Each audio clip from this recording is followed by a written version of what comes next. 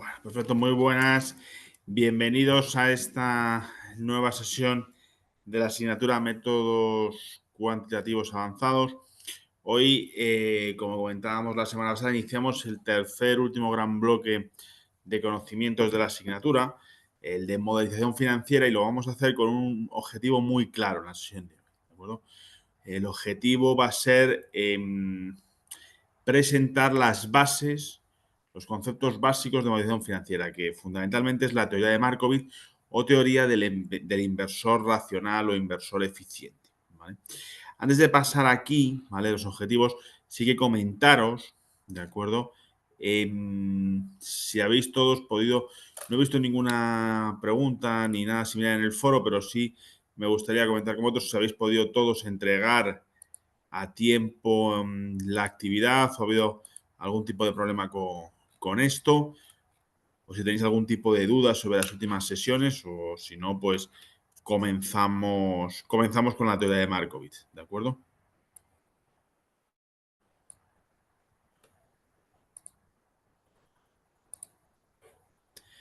Vale, perfecto. Pues veo que la gente me dice por el foro que ha podido entregarla correctamente. Así que os voy a lanzar una pregunta para comenzar, ¿de acuerdo? ¿Qué sabéis de la teoría de Markowitz o este concepto que se habla nuevamente del binomio rentabilidad-riesgo o el inversor eficiente? ¿A qué os suena a vosotros esto? ¿Qué conocimientos tenéis? ¿Por qué creéis que es importante, ¿vale?, para nosotros en la modelización financiera? A ver, me suena de la teoría de Markowitz que lo que busca es el ajuste ideal de los activos de la cartera para que la rentabilidad sea máxima con el mínimo riesgo. O sea que donde rentabilidad y riesgo mejor ajustados están. Esa es buena opción, la mejor rentabilidad ajustada al riesgo. Al final, rentabilidad y riesgo se suele decir, pero es una realidad, ¿no?, aunque esté muy manido, son dos caras de la misma moneda. Es decir, no puede ser el riesgo mínimo y la rentabilidad máxima, ¿vale?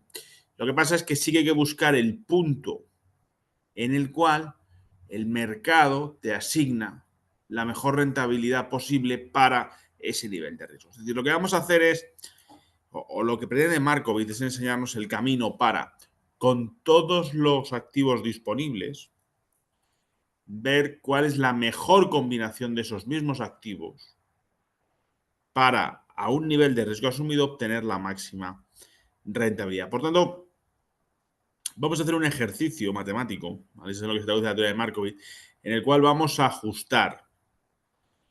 intentar ligar las preferencias de los inversores, ¿vale?, en términos de rentabilidad-riesgo, con, ¿vale?, la mejor, digamos, las posibilidades de rentabilidad-riesgo que te da el mercado. Y lo vamos a hacer en esta sesión, ¿vale? Vamos a suponer que seguimos trabajando en un banco de inversión y seguimos viendo cómo se gestionan carteras. En este caso, no vamos a medir el riesgo como la semana pasada de un activo en particular, sino que vamos a trabajar con esa cartera para, incluyendo un nuevo activo, mejorar su performance. ¿De acuerdo?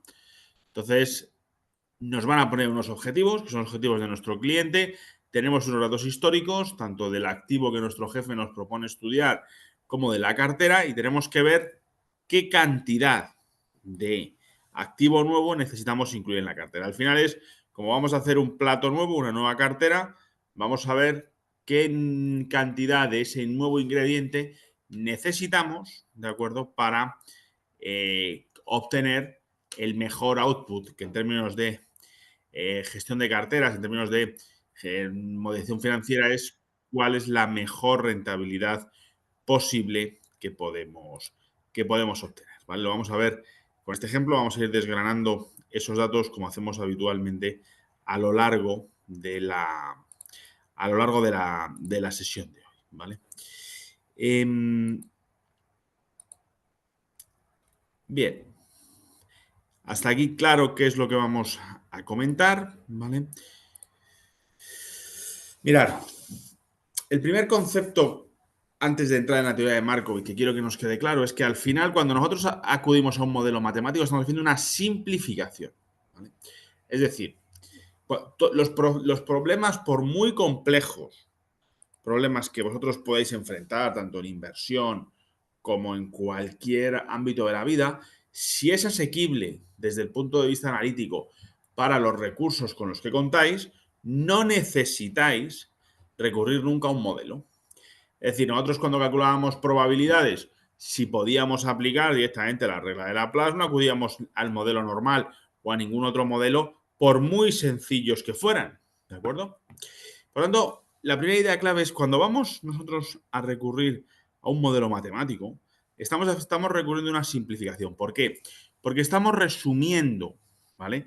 Estamos buscando las fuentes de rentabilidad de ese activo, de esa cartera, las estamos resumiendo en las variables que nosotros decidimos contemplar en el modelo, ¿vale? ¿Qué puede ocurrir? Que nos equivoquemos. Es decir, que usemos un modelo que nosotros conocemos, pero que no es aplicable al problema que nosotros estamos analizando, al tipo de cartera que estamos analizando, a la casuística del activo que estamos haciendo. Por tanto, nosotros podemos llegar a tomar decisiones erróneas en base a una correcta interpretación de los resultados de un modelo. Eso es lo que se denomina el riesgo de modelo. Por tanto, nos vamos a mover en un plano en el cual la realidad es inabordable desde el punto de vista analítico, por tanto necesito una simplificación de la misma, y ahí es donde entra a jugar el modelo matemático, pero tengo que saber o tengo que conocer que el modelo que utilizo es adecuado, ¿vale? La base de todos esos modelos se basa en que hay dos características de activos o carteras de renta variable, incluso no solamente renta variable, de cualquier tipo de subyacente financiero, que son claves a la hora de tomar decisiones de inversión, de financiación o incluso en términos de asesoramiento, lo que son la rentabilidad y el riesgo. La rentabilidad es fácil en finanzas de calcular, puesto que es la variación de los precios. Nosotros ya vimos la semana pasada que a partir de ahora siempre calcularemos esa variación de los precios en tasa logarítmica, porque la función continua nos permite establecer un modelo simétrico, ¿de acuerdo? Y eso tiene grandes ventajas a la hora de modelizar en financiero. Y además, también es importante tener claro que los mercados financieros se considera que son mercados continuos. Es decir, los activos cotizan continuamente, puesto que, excepto los fines de semana, siempre hay alguna bolsa del mundo abierta, ¿no? Si no es en el continente asiático, es en el continente americano, en el europeo. Por tanto, la rentabilidad no va a ser gran foco de problemas para nosotros. Ya veíamos la semana pasada que el problema está en el riesgo, ¿vale? Y definíamos el riesgo, la volatilidad, ¿vale? La definíamos como la desviación típica. Bueno, el riesgo al final, desviación típica o varianza, al final es la variabilidad que tiene la serie de rentabilidades de un activo. Hay tres tipos de riesgos, ¿vale? Podemos clasificar el riesgo global como tres fuentes distintas, ¿vale? Siempre hay un riesgo que nosotros no podemos eludir, una tipología de riesgo que no podemos eludir, que es el denominado riesgo sistemático o no diversificable, ¿vale? Es un riesgo inherente al mercado. Es decir, si tú, iba a decir en el mercado, prácticamente estás, aunque estés fuera del mercado, ¿vale? Tienes una cuenta corriente abierta o tienes un riesgo, por ejemplo, de exposición a los tipos de interés, ¿vale? Tú no puedes cubrirte de un riesgo, pues como digo, un riesgo de fondo del mercado, ¿no? Ese riesgo no nos va a interesar en exceso, porque ese riesgo, sobre todo el riesgo de la tasa libre de riesgo, es decir, el riesgo de los activos que consideramos con menos riesgo o que se consideran libres de riesgo, aunque en el fondo hablar en activos financieros de libre de riesgo es una incoherencia, pero se denomina así en el mercado. Cuando nosotros llegamos ahí, eso no lo podemos gestionar, con lo cual ese riesgo le asumimos y por tanto lo incluimos en el precio que vamos a poner a ese riesgo. Hay un riesgo también que es específico que solamente puedo gestionarlo reduciendo o eliminando la posición sobre ese activo, sobre esa fuente de riesgo. Por ejemplo, si yo estoy hablando de, imaginar, ¿no? Durante el apagón que hubo en España recientemente, si yo quiero cortar el riesgo que tengo al apagón, pues lo que tengo que hacer fundamentalmente es vender acciones de red eléctrica, pero no tengo otra manera de cubrir ese riesgo. O asumo el riesgo de una posibilidad de que haya una caída del suministro eléctrico en España y entonces considero un activo elegible red eléctrica, o si no, pues elimino ese riesgo saliendo, sacando de mis carteras ese activo. Pero no tengo otra posibilidad, ¿vale?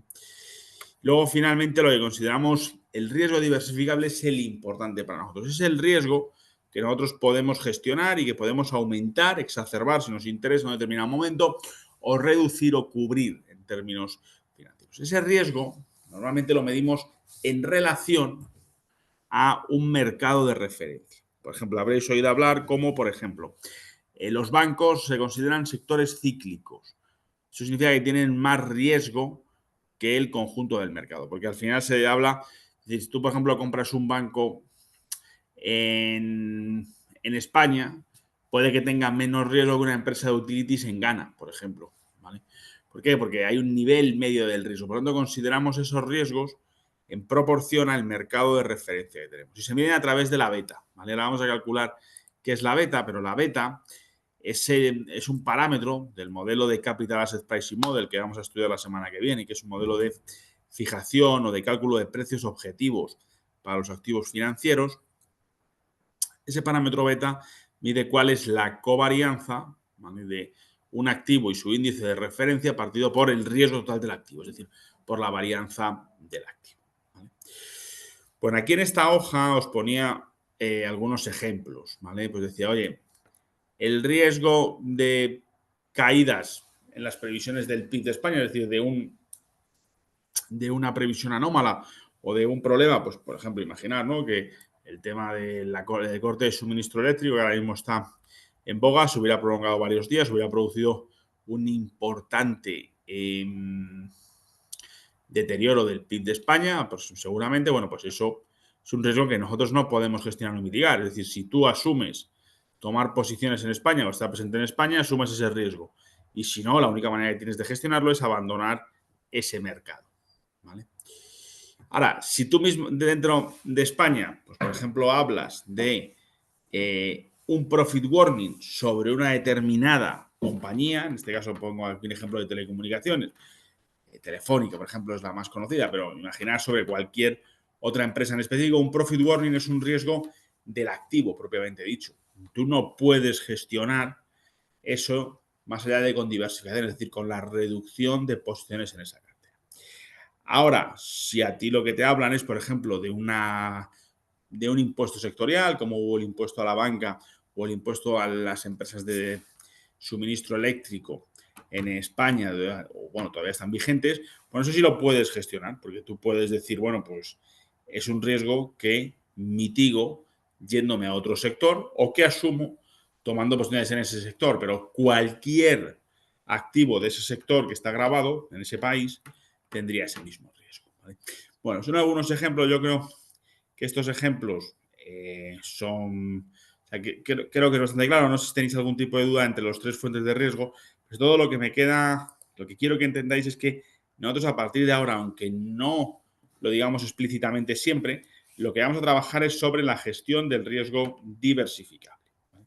Por lo tanto, hasta aquí claro qué es el riesgo, por qué está contrapuesto a la rentabilidad y cuáles son las fuentes de riesgo.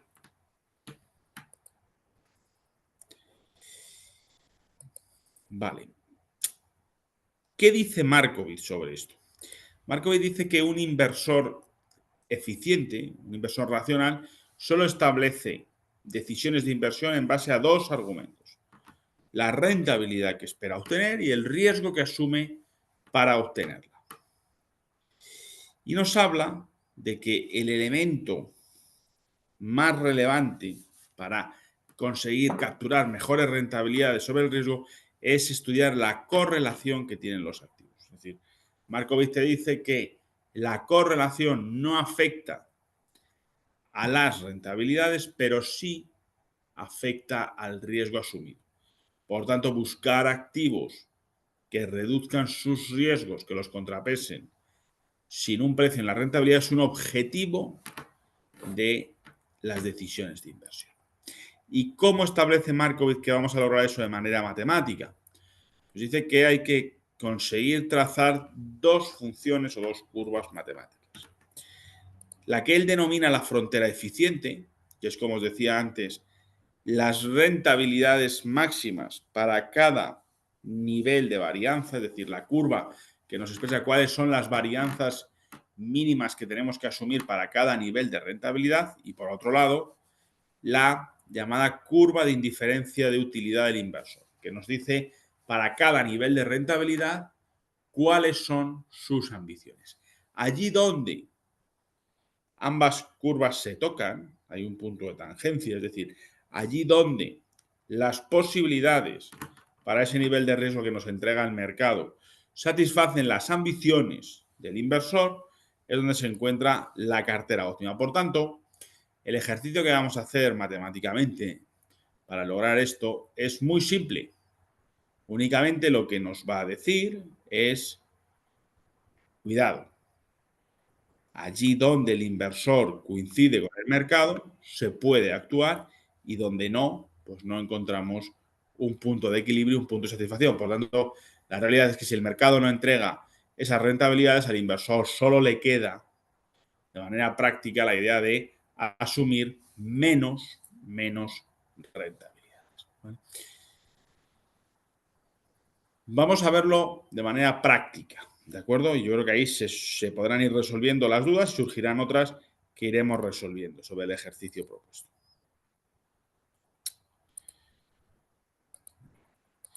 En primer lugar decíamos, oye, ¿qué es la covarianza?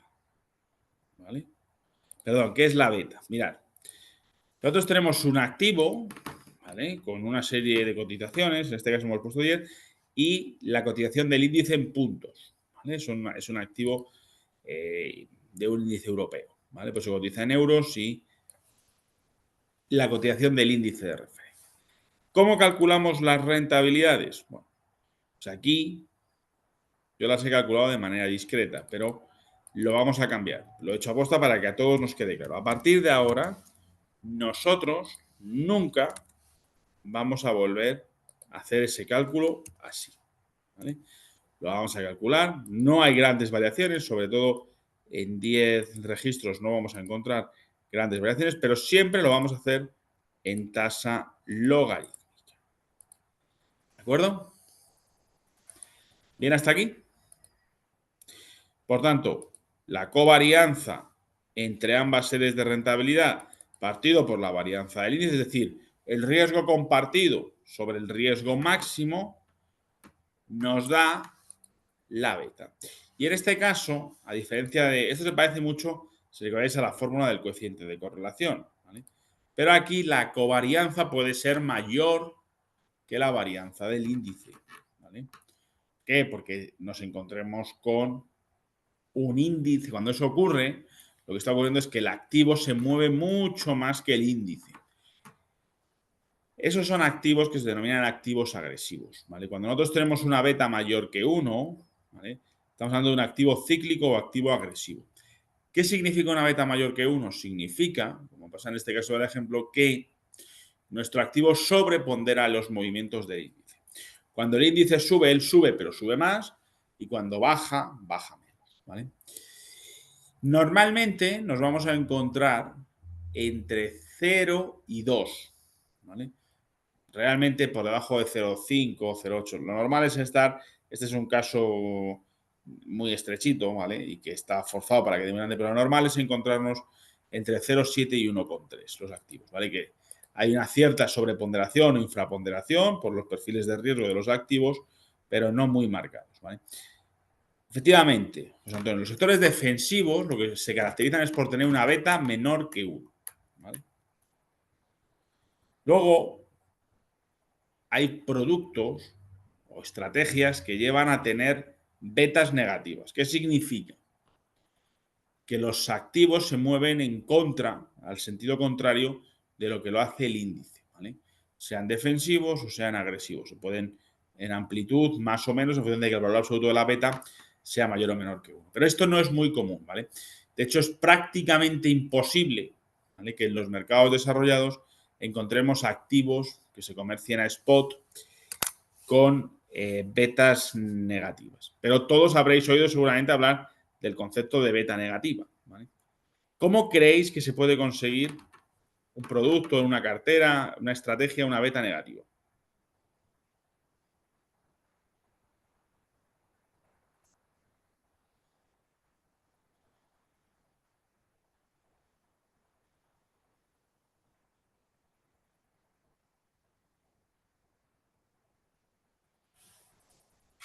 Efectivamente, habla de ETFs inversos, como dice José Antonio, ponerse corto. Se hace a través de estrategias de derivados, ¿vale?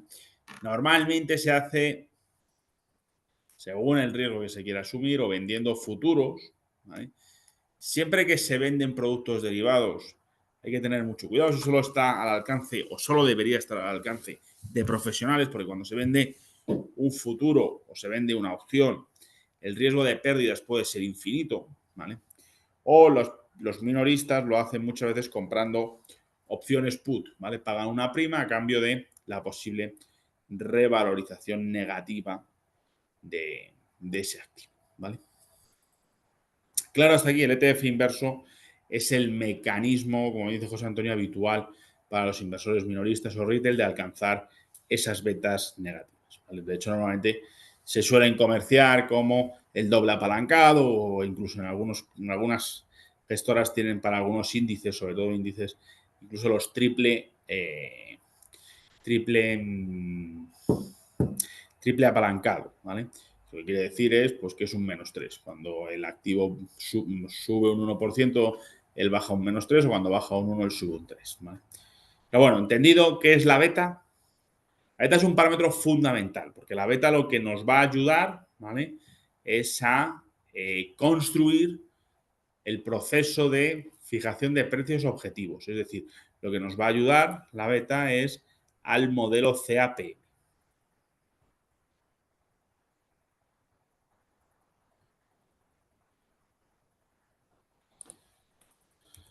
¿Dudas hasta aquí con la beta? ¿Todo claro?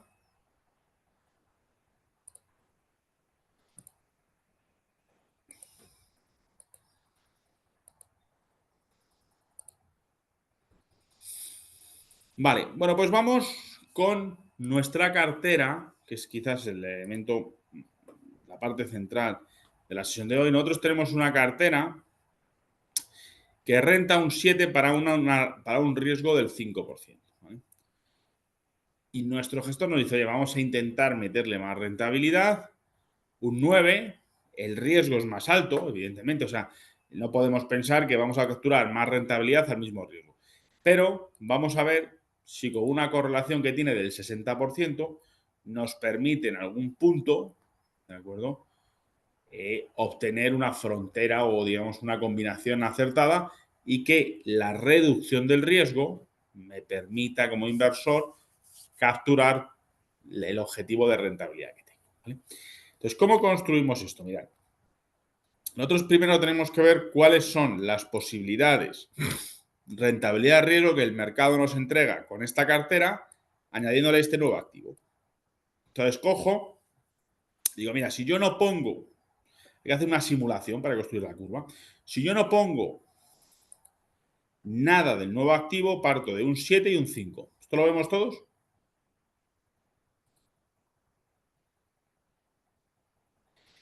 Si pongo un 5% del nuevo activo, yo tengo una rentabilidad que será la media ponderada del 7 y el 9, con un 95% de cartera al 7 y un 5% de nuevo activo al 9.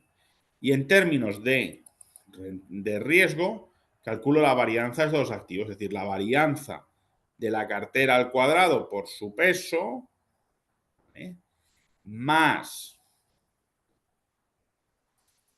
la varianza del nuevo activo por su peso al cuadrado, más 2 veces el producto de los pesos por el producto de las desviaciones típicas, es decir, de la raíz de las varianzas, y por el coeficiente de correlación.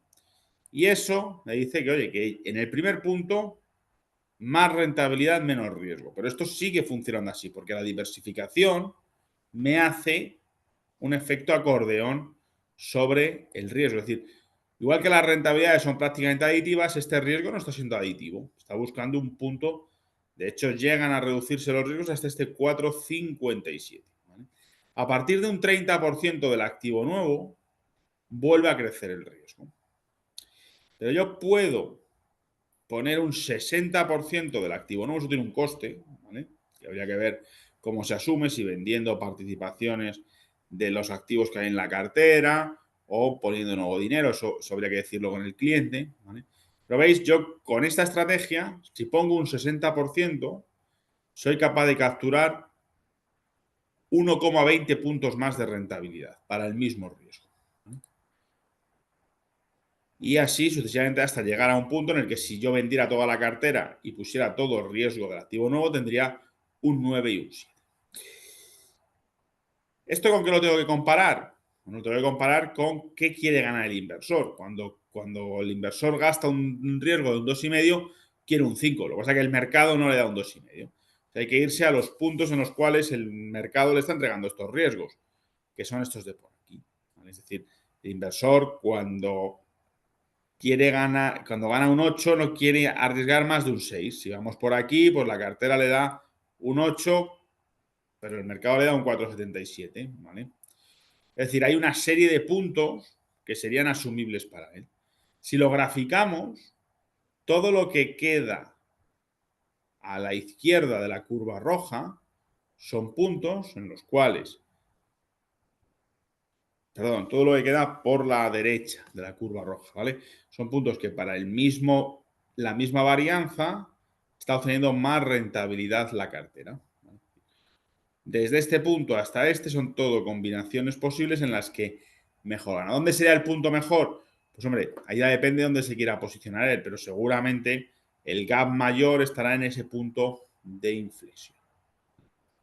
Pero gráficamente, lo que hacemos, lo que quiero que veáis gráficamente es que la teoría de Markowitz lo que te está diciendo es que busques, incluyendo nuevos activos, si la posición rentabilidad-riesgo mejora. Es decir, que busques cuál es la posición ideal y luego la compares con lo que el inversor quiere ganar. Si encuentras puntos de equilibrio o puntos en los cuales para ese mismo nivel de riesgo la curva azul está más alta, es decir, obtienes mejor rentabilidad, pues son puntos en los cuales el cliente se ve beneficiado. Mientras que los puntos que quedan a la derecha, es decir, los puntos en los que para el mismo nivel de varianza el mercado te está dando menos riesgo del que pide el cliente, son puntos que debes de despreciar, o combinaciones más que puntos en términos gráficos o matemáticos, pero son combinaciones de esos activos que debes despreciar porque no te están permitiendo satisfacer los objetivos de rentabilidad de tu cliente. Visto, entendido lo que es la teoría de Markowitz, al final en esto es en lo que nos vamos a mover, siempre para modelizar. Nuestro objetivo va a ser conciliar las posibilidades de mercado y las posibilidades de el inversor, ¿vale?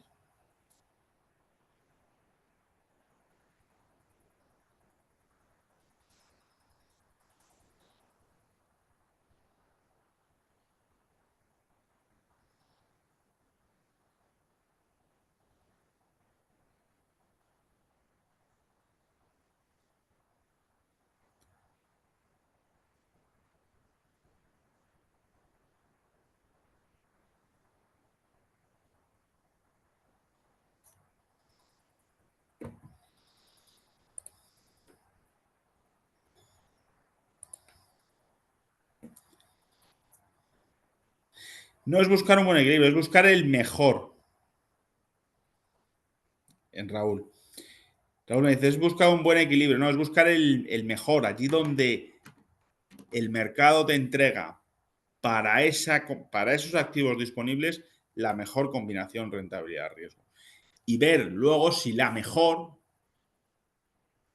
es una opción válida para tu cliente. Al final de cuenta que tú este problema siempre para ti como inversor o para tu cliente. Vamos a suponer que eres asesor, también puedes ser un inversor particular. Tú lo que buscas es ver, en primer lugar, cuáles son las opciones que me da el mercado y luego la comparas con esa curva de indiferencia de utilidad que es la preferencia del inversor. Si encuentras puntos de equilibrio o puntos donde el mercado te está sobreponderando tus expectativas, son posicionamientos correctos o válidos, ¿vale?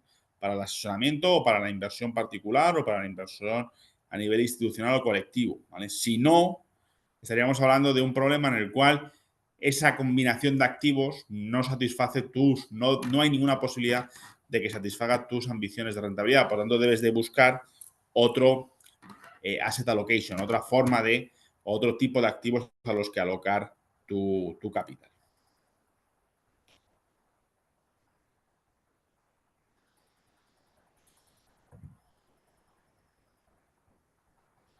Bueno, para hacer esto, luego, igual que pasó con el tema de Valles, la semana que viene, esto no lo hacemos así normalmente, ¿vale? Existen modelos, fundamentalmente el modelo de Capital Asset Pricing Model, que te va a ir indicando cuáles son las rentabilidades objetivos de cada inversión mediante una fórmula matemática y por tanto tú luego lo vas a poder comparar, ¿vale? Yo os enseño esto para que entendamos la base después de los modelos. De todas maneras, seguramente, o sea, no sé si como tal, ¿vale?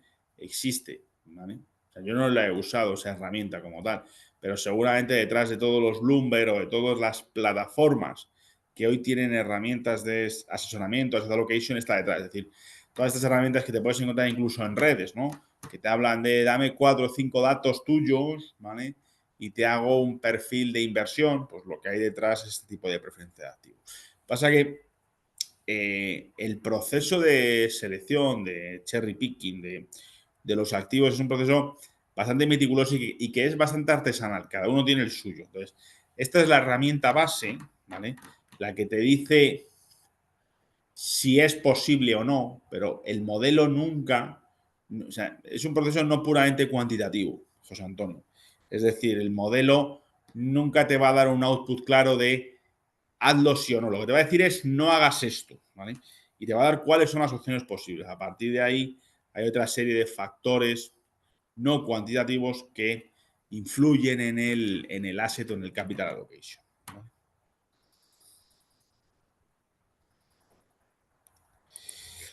Bueno, solamente hasta aquí lo fundamental de la sesión. ¿Hay dudas hasta aquí? Además de José Antonio, Raúl también ha preguntado el resto. ¿Tenéis alguna duda de cómo se puede utilizar, de alguna casuística práctica en el que digáis lo podría usar? Vale, bueno, me decís que no. Hay un punto que le he dado menos importancia, la tiene, pero las dos caras de la moneda, ¿vale? Desde el punto de vista del binomio rentabilidad-riesgo, están en el riesgo, que es el que más nos hemos afectado, y en la rentabilidad. Veis que la rentabilidad tiene una fórmula de cálculo más simple, ¿vale? Pero sí que quería recordaros que hay dos formas de calcular la rentabilidad, ¿vale? Una variación discreta, ¿vale? Es decir, el incremento de precio sobre el precio del día anterior, ¿vale? O una forma logarítmica, que es la que comentamos la semana pasada, y ahora vamos a demostrar el por qué es la que vamos a usar y sobre todo por qué es equivalente usar una y otra, que eso no es tan directo, ¿vale? Mirad, en los apuntes os lo explico con más profusión, pero que sepáis que esa tasa continua se distribuye de manera normal, mientras que la tasa discreta es una log normal. El problema de trabajar con una distribución log normal, ¿vale? Es que no es una distribución simétrica, la log normal. ¿Qué significa esto? Que existe de salida, si usamos eso, un sesgo al estimar los parámetros a que haya rentabilidades positivas, porque es asimétrica por la derecha. Pero al no ser simétrica podría ser positivas o negativas, ¿vale? Esto, claro, evidentemente, esto contradice la más pura intuición de los mercados. No existe en los mercados una preferencia porque aumenten el precio de los activos, ¿no? O sea, es decir, si tú haces un aleatorio, y miramos, pues seguramente se distribuyen 50-50 las posibilidades de crecimiento. Por lo tanto, al no ser una distribución simétrica, nos está dando una serie de problemas. Nosotros lo que tenemos que demostrar es que esta distribución log normal, ¿vale? O esta distribución normal es la normal asociada a esta log normal. ¿Vale? Entonces, mirad, vamos a coger esos datos de los precios de esos activos y lo hicimos en el tema 1, no hay por qué saberlo. Esto no es un tema que tengáis que estudiar para examen ni que vayáis a usar nunca, pero sí que quiero que, por si alguien en algún momento os preguntara por qué usáis una distribución normal, no que no sea porque David en clase nos lo explicó así, sino que tengáis claro el concepto de por qué nosotros vamos a usar siempre las tasas logarítmicas. Y es por lo siguiente. Nosotros cogemos esta serie de precios, ¿vale? Con la que hemos trabajado. ¿Vale? Mirad, calculamos la tasa discreta, ¿vale? Y la tasa continua, ¿vale? Calculamos su media y su varianza, ¿vale? Esto es una distribución log normal y esto es una distribución normal. La distribución, la media de la distribución log normal, ¿vale? Si es la log normal asociada a esta normal, nos dice la estadística que la exponencial de la media de la normal más 0,5 veces la varianza nos da esa misma media. Pues podéis comprobar cómo esto nos da 0,42, el mismo. Y además, para que eso ocurra, nos dice que la exponencial de 2 veces la media más la varianza por la exponencial de la varianza menos 1 nos da exactamente la varianza de la log normal. Lo cual queda demostrado. Por tanto, nosotros vamos a usar siempre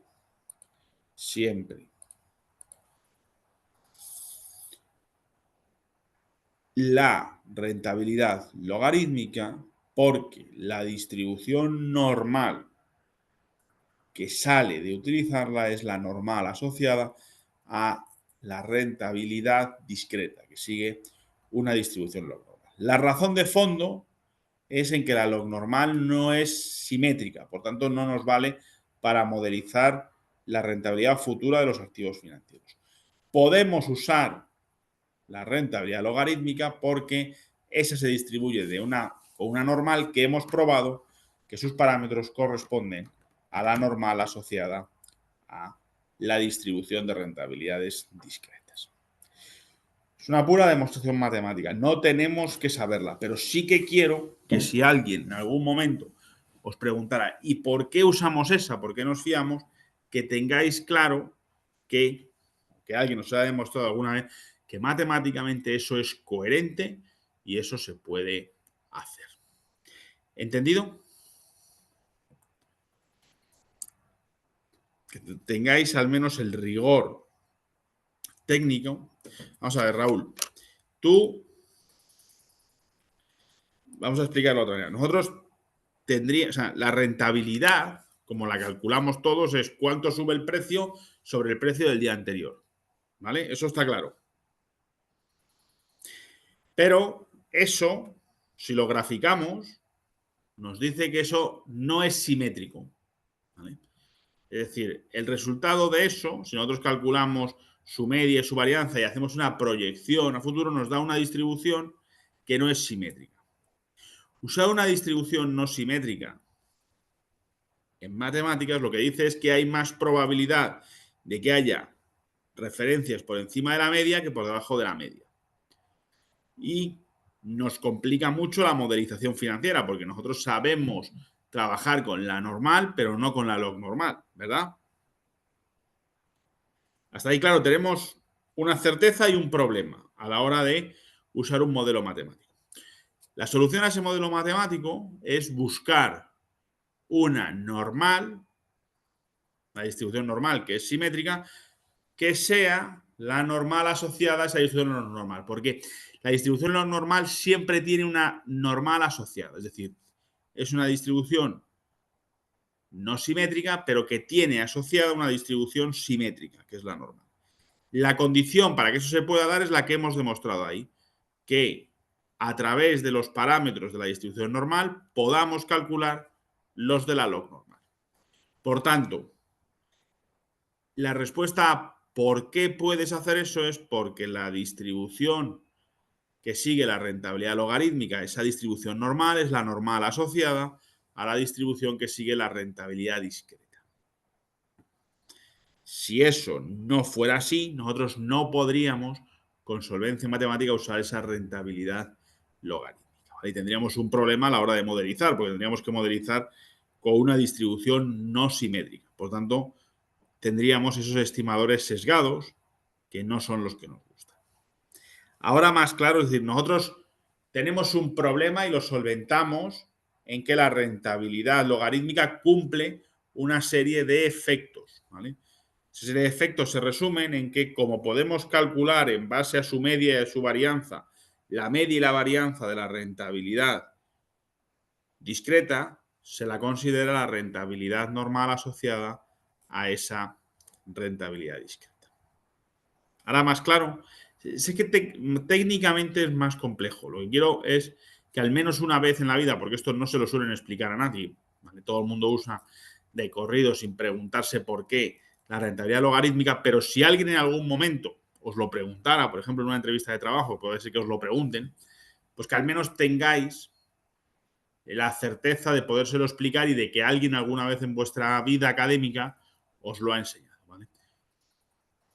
Solamente eso. No es una cosa que vaya a preguntar en el examen, es una cosa para vuestra cultura académica y vuestra cultura financiera. Venga, ¿alguna duda más?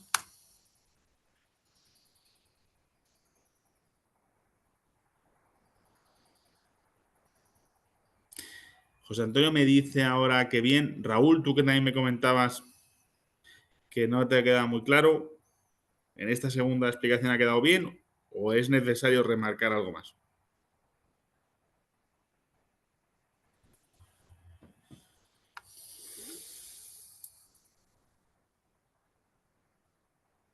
La logarítmica, Raúl, es la de verdad, no es que sea más exacta en el tiempo, es que es la de verdad, pero no se distribuye de forma normal.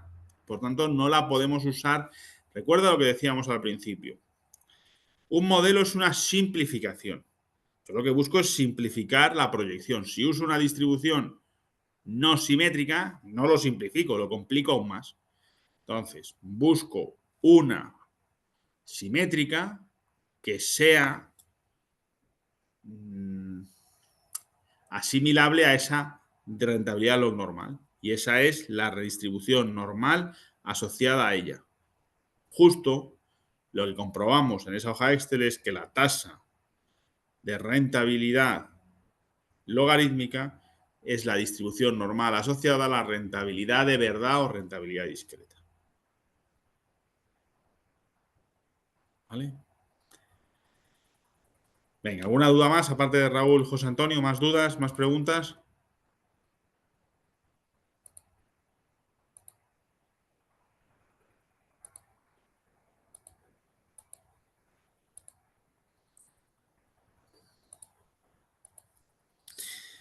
Bueno, para terminar, quería volver a esta slide. ¿Vale? Lo hemos comentado al principio, ¿vale? Y será con la que empecemos el martes que viene. Pero quiero volver a incidir en que todo lo que vamos a estudiar de aquí en adelante y lo que os he explicado hoy, sí, no somos capaces de asegurar que el modelo que hemos elegido es el adecuado, nos llevará a tomar decisiones erróneas. Ese es el riesgo de modelo. Una interpretación correcta de un modelo mal usado es un error, es un riesgo. ¿Vale? Es el riesgo de tomar una decisión equivocada en base a un modelo no bien utilizado. Y que entendamos que el modelo, con esto quiero terminar hoy, que el modelo no solamente es la formulita matemática.